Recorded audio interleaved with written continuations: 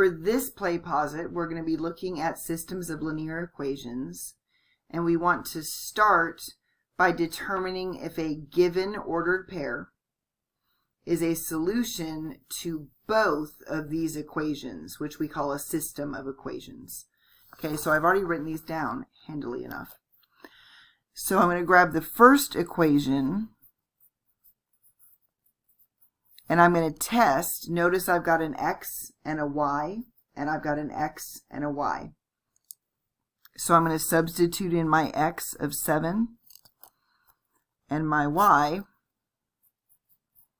of -5, and I want to know, does that equal 10? So I've got 14 minus 5, does that equal 10? 9 does not equal 10. So honestly, I can stop here. This point is not on this line, which means I don't care if it's on this line or not. So what we're looking to see is if I plot two lines, do they intersect? That's what I'm looking to see. Well, this point is not even on this line, which means it will not intersect with the other line. So I can just say no, it is not a solution. Okay, so let's try this one. I'm going to grab the first equation, and I'm going to see if this xy coordinate will make it work or not. So 4x minus 7y is -51. 4 times -4 minus 7 times 5 needs to be -51. So -16 minus 35 needs to be -51. And -51 equals -51. So this point is on this line. Now let's see if it's on this line. So 7x minus 3y is a -43. So 7 times -4 minus 3 times 5 needs to be a -43. -28 minus 15 needs to be a -43, and -43 equals -43, so it is a solution. So this point lies on both of these lines, which means it must be their point of intersection. So they must hit each other at that point. All right, for the next one, we are going to look at graphing again, and I want to graph these two lines. Well, it's going to be easier to graph if I put them both into y equals mx plus b. So I've got 4x plus 2y is -10, and I'm going to get this y by itself. So since 4x is being added or subtracted, I'm going to get rid of it by adding or subtracting.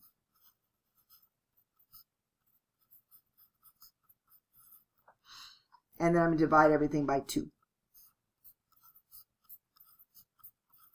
So y is -2x minus 5.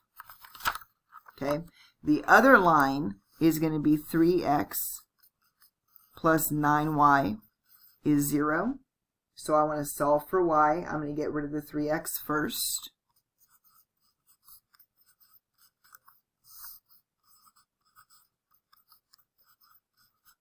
And I'm going to divide both sides by 9.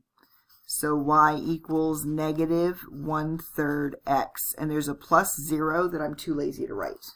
Okay. But now I can plot both of these lines. So this first one is what we did in a previous play posit. It intersects at -5. So 1, 2, 3, 4, 5. And then my slope is -2. And I can write this over 1. So I'm going to go down 2, write 1. I'm going to go down 2, write 1. And I am going to connect my points. And what am I going to put on the end? I'm going to put on arrows on the end of my line, because the line goes up, or goes down forever and goes up forever that direction. All right, so let's plot this line. Let's use blue. Okay.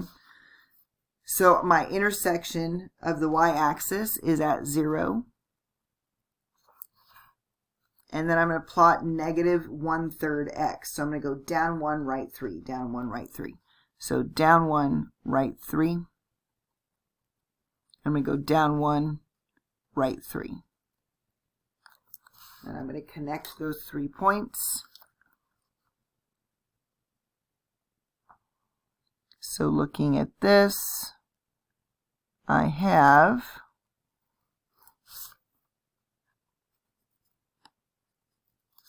with arrows on the ends, this is where they intersect. So I would like to know the coordinate of that intersection. So that coordinate is at negative 1, 2, 3, 4, positive 2. Negative 4, positive 2 is the solution to that system of equations, which means this point lies on this line, and this point lies on this line, and they intersect at those points. So let's look at the next section.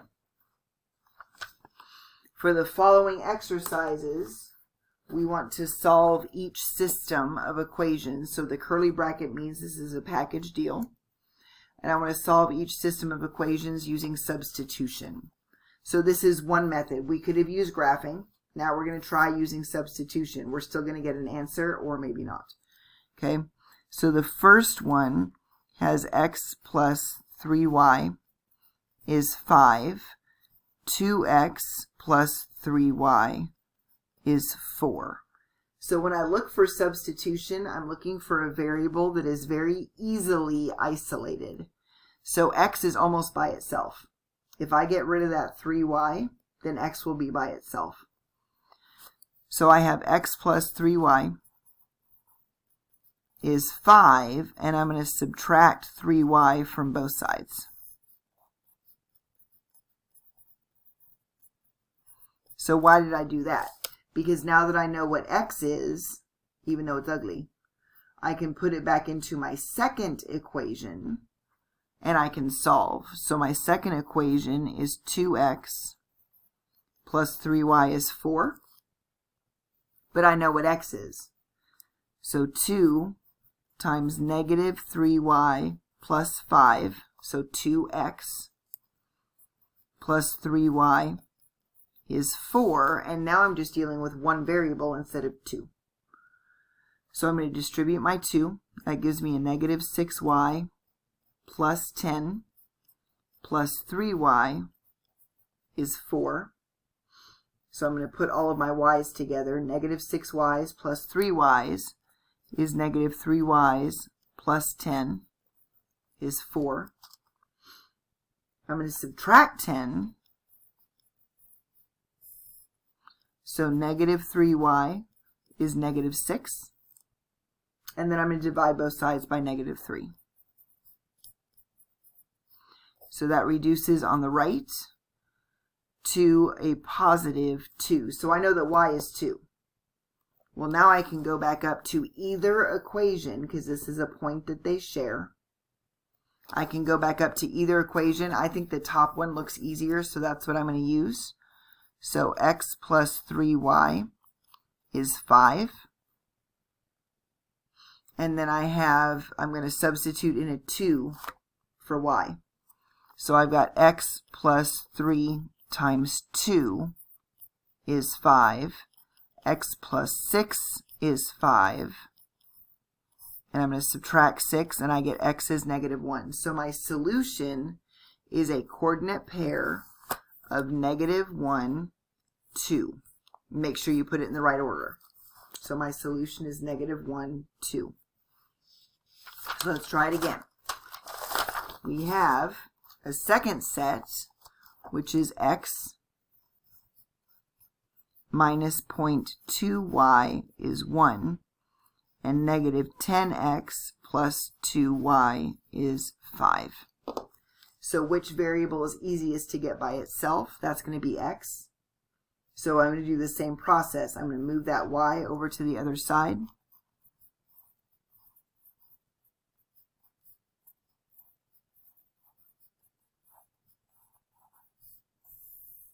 So I have x equals 0.2y plus 1. So I know what x is. It's ugly, but I know what it is.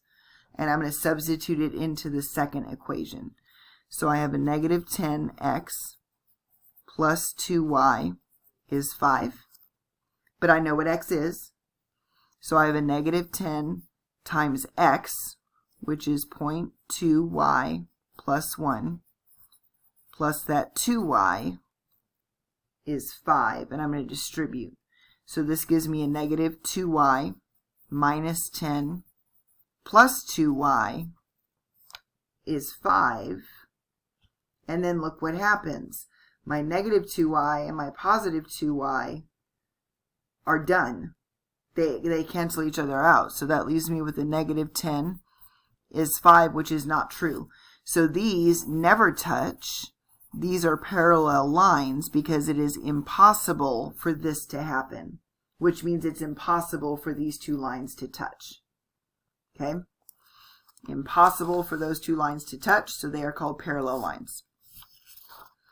All right, for the last two, we're going to use what's called elimination, which is my favorite method because I like to get rid of things.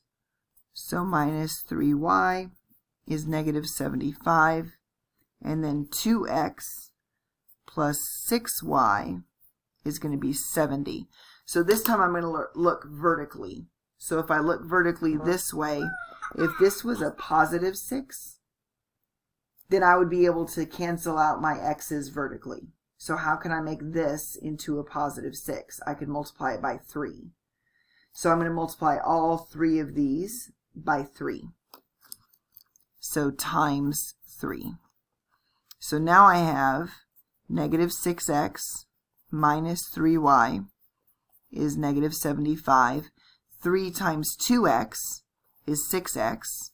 3 times 6y is 9y. And 3 times 70 is 210. Okay? So now when I work vertically, my x's reduce away, they're gone. My y's, I have 6 of them left. So 9y's minus 3y's is 6y's, and then 210 minus 70 is 140, but I need to go a little bit more, so that's 135. Okay? So now I'm going to divide both sides by 6, and I find out that that does not reduce. So actually it does reduce. So I can reduce that by 3. So 3 goes into 13 4 times, 45 over 2. So y is 45 over 2.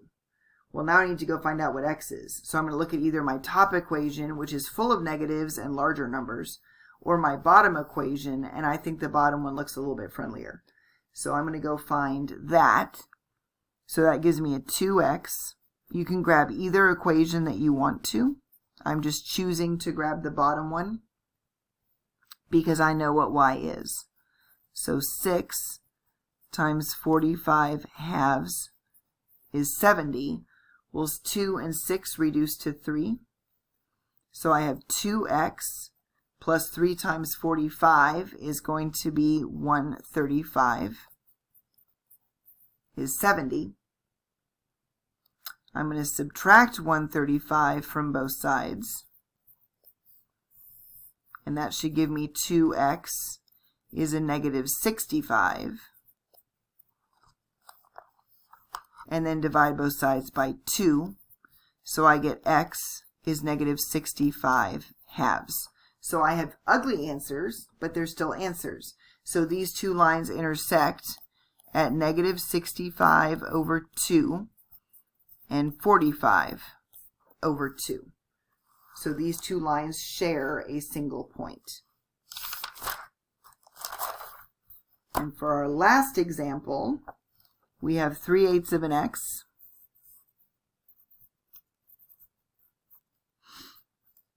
plus 1/3 of a y equals negative 13. And I've got negative 1/3 x plus 1/6 of a y is 6. And the first thing I notice, I do not want to deal with fractions. So what would my common denominator be on this first one? It would be 24. So I'm going to multiply all three of these pieces by 24. Okay, which means I'm going to need a calculator. All right. So the benefit of doing this is that the 8 and the 24 will reduce to 3. So that turns into a 3x. My 24 and my 3 reduce to 8. So I end up with an 8y. And then negative 13 times 24 is going to be, my calculator's dead. Hold on, I have my phone. Okay, so I've got negative 13 times, negative 13 times 24 is negative 312. Okay? So now we're going to do the same thing to the bottom. If I needed a common denominator, what would it be? And it would be 6. So I'm going to multiply this one by 6, this one by 6, and this one by 6. So what's the benefit?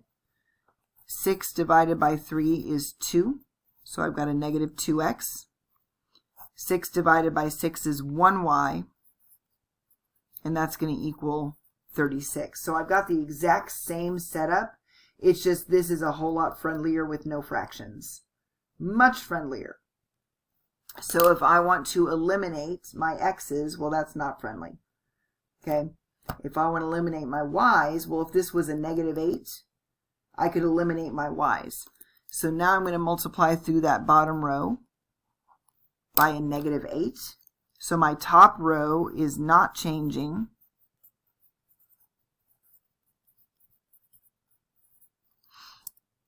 And then negative 8 times negative 2 is 16. Negative 8 times y is negative 8y. And negative 8 times 36 is, 8 times 36 is negative 288. And now I can work vertically. So looking at just my x's, I've got 19 of them. Looking at my y's, I have no y's. Looking at my answers, I need to add those together and I get 600. So now I'm going to divide both sides by 19, which is not going to reduce.